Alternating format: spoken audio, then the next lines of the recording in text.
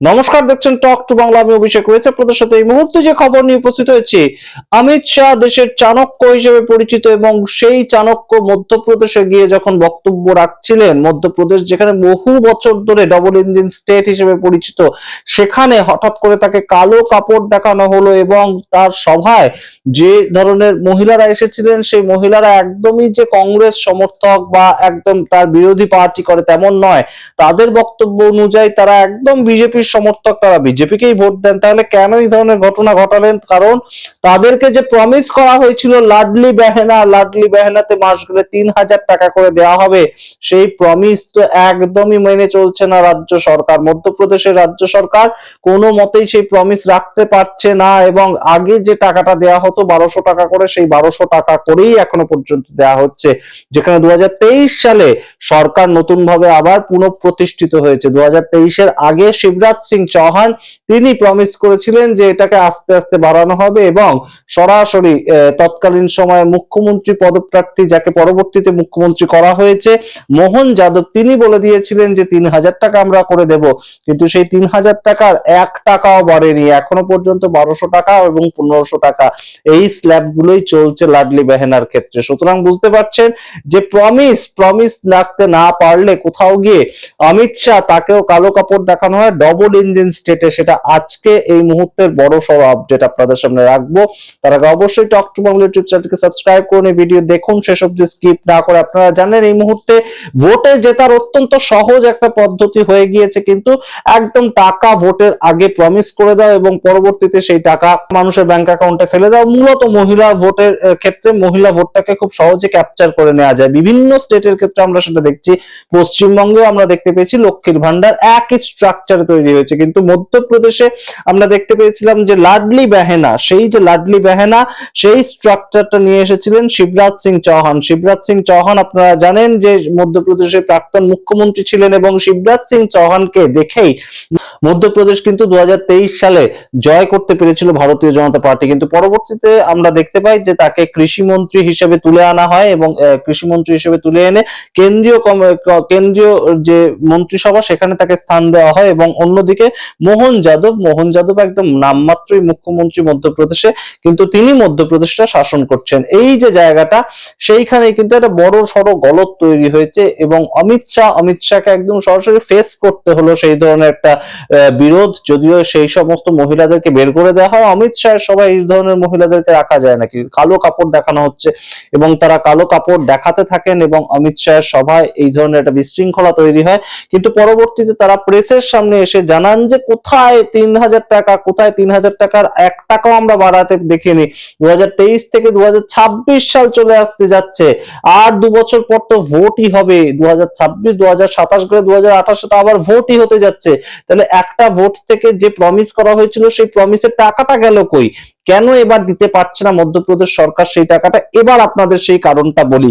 তার কারণ আপনাদেরকে জানাই, মধ্যপ্রদেশ সরকার এই মে মাসে 5,000 কোটি টাকা আবারও ঋণ নিয়েছে কেন্দ্রীয় সরকারের থেকে। সেটা হতে পারে ডবল ইঞ্জিন স্টেট, কিন্তু ডবল ইঞ্জিন স্টেট হলেও ভারতবর্ষের যে ফেডারেল স্ট্রাকচারটা, সেই ফেডারেল স্ট্রাকচারটা তো হচ্ছে রাজ্য এবং কেন্দ্রের সঙ্গে যে যৌথভাবে চলতে হবে। রাজ্য কিছু টাকা ব্যয় করবে, কেন্দ্রীয় কিছু টাকা ব্যয় করবে, এইভাবে চলতে হবে এবং রাজ্যের দরকার হলে কেন্দ্রের থেকে তারা ধার নেবে। কিন্তু সেই ক্ষেত্রে এখনো পর্যন্ত 4.26 লক্ষ কোটি টাকা মধ্যপ্রদেশের ধার রয়েছে কেন্দ্রের কাছে, অর্থাৎ 4,26,000 কোটি টাকা ধার রয়েছে মধ্যপ্রদেশের কেন্দ্রীয় সরকারের কাছে। তাহলে সেই ক্ষেত্রে তারা দেবেটা কিভাবে লাডলি বেহেনার ক্ষেত্রে? আবার আপনাদের জানাই যে এতটাই শোচনীয় অবস্থা মধ্যপ্রদেশের। যেহেতু আমরা পশ্চিমবঙ্গে থাকি, বিভিন্ন সময় পশ্চিমবঙ্গের খবর নিয়ে আমরা চিন্তিত থাকি, পশ্চিমবঙ্গ কোন অবস্থায় চলছে, কিন্তু মধ্যপ্রদেশের অবস্থাটা শুনবেন আপনারা।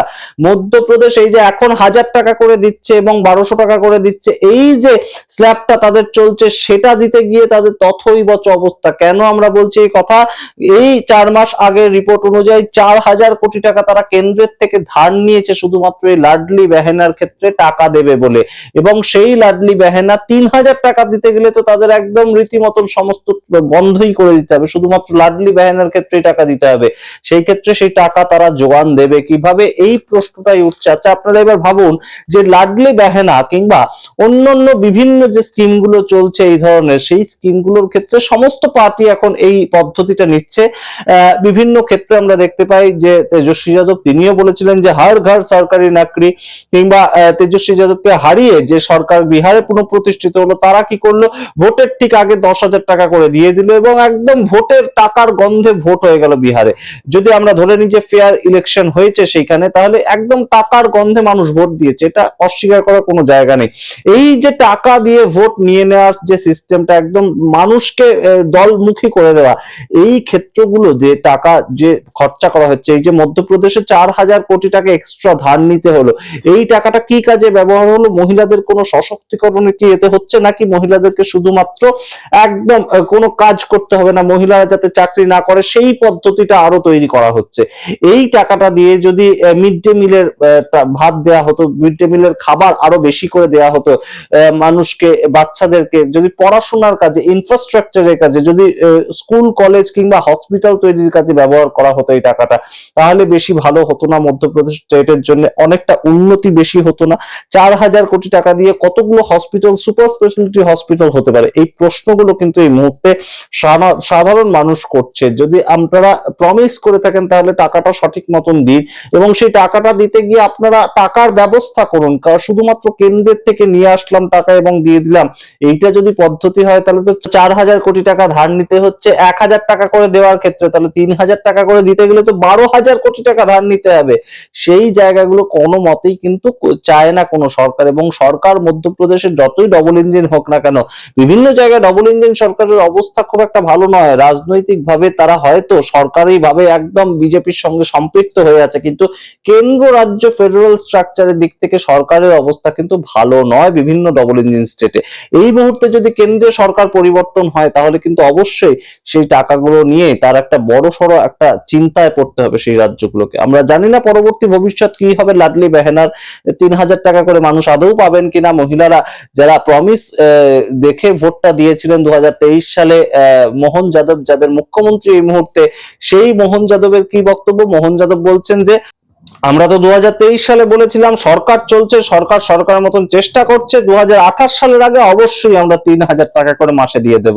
এবং এই যে কথাবার্তা, এই মুহূর্তে এই কথাবার্তা সম্পূর্ণ রাজনৈতিক কথাবার্তা হয়ে গিয়েছে, এবং মহিলারাও কোথাও গিয়ে যারা বিজেপিকে ভোট দিয়েছিলেন তাদের মোহভঙ্গ আস্তে আস্তে হচ্ছে।